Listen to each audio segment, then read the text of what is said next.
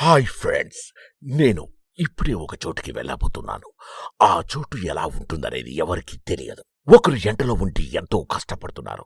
వారికి మన వంతుగా ఈరోజు నేను దీని గురించి చాలా ఇన్వెస్టిగేషన్ చేశాను. కానీ నాకు తెలిసిన విషయం ఏంటంటే ఆ ఈ వాయిస్ ఎరకబట్టినరా ఎవల్దు ద గ్రేట్ యూట్యూబర్ సమాజ సేవకుడు అయినటువంటి హర్ష సాయి. సోషల్ మీడియాలో సెలబ్రిటీ హోదాలో ఉన్నటువంటి హర్ష సాయికి యూట్యూబ్ లో మిలియన్ల కొద్ది ఫాలోవర్స్ ఉన్న సంగతి మనకు తెలిసింది. ఇప్పుడు ఆ సార్ ఓ గొల్లెంలు ఇరిగిండు. హర్ష సాయి అనే పేరు తెలుగు రాష్ట్రంలో యువత అందరికీ తెలిసిన ముచ్చట్నే. ఇక ఈ యూట్యూబ్ ద్వారా సెలబ్రిటీ అయిన హర్ష సాయి పేదలకు సహాయం చేస్తా వీడియోలు చేస్తుంటాడు. అవి మస్తు ట్రెండింగ్ లకు పోతుంటాయి. ఆ విధంగానే మస్తు పాపులర్ అయిన మనోడు.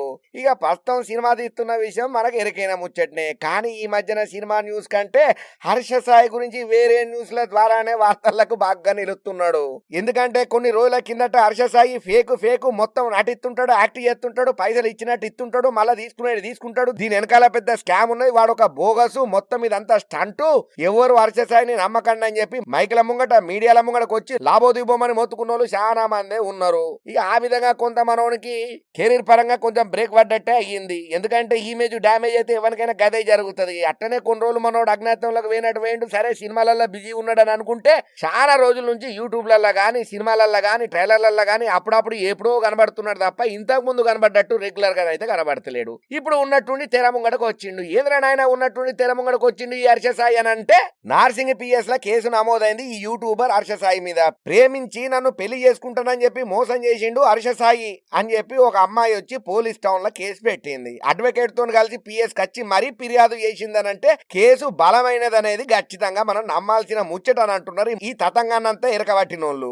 ప్రస్తుతానికైతే ఈ యూట్యూబ్ స్టార్ పరారులో ఉన్నట్టు తెలుస్తున్నది. కాకపోతే ఇప్పుడైనా రీసెంట్ గా స్పందిస్తా ఒక ట్వీట్ పెట్టుకుంటూ వచ్చిండు. నా మీద వచ్చిన ఆరోపణలన్నీ పచ్చి అబద్ధాలు, నా నుంచి ఎక్కువ పైసలు గుంజనీకే చేస్తున్న ప్రయత్నం ఇది, నేను నిర్దోషిని, అవన్నీ ఫాల్స్ ఎలిగేషన్స్, అయినా కూడా నేనేంటిదో మీకు తెలుసు, తొందరలో అన్ని నిజానిజాలు బయటకు వస్తాయి. ఇక ఈ విషయం మీద నేను ఎక్కువ తక్కువ మాట్లాడను, మా లాయరు తానికొండ చిరంజీవి మాట్లాడతాడు అని పోస్ట్ పెట్టుకొచ్చిండు.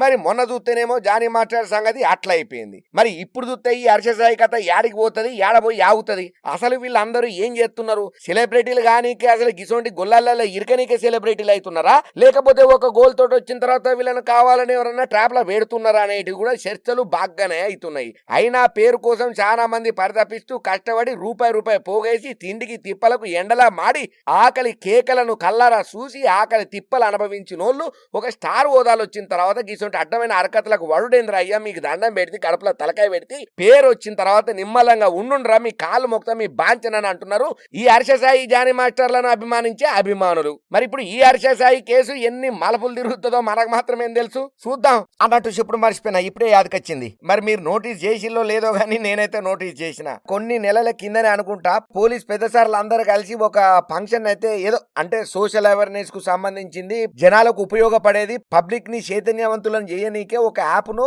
లేకపోతే ఏదో కథ పురాగా మర్చిపోయినా కానీ నేను చూసిన ఆ వీడియో కానీ యాది లేదు.